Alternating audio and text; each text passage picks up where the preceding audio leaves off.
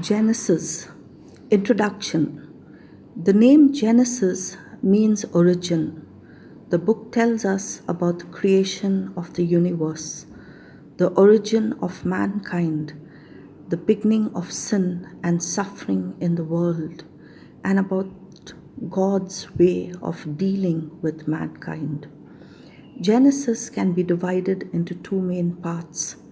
Chapters 1 to 11, the creation of the world and the early history of the human race. Here are the accounts of Adam and Eve, Cain and Abel, Noah and the flood, and the Tower of Babylon.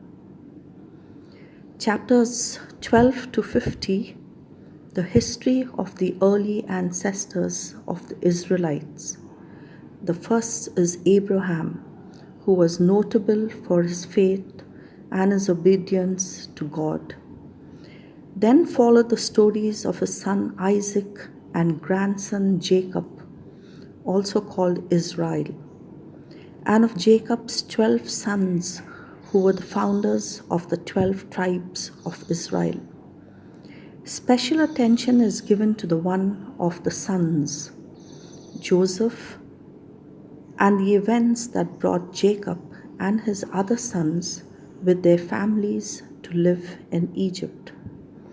While this book tells stories about the people, it is first and foremost an account of what God has done.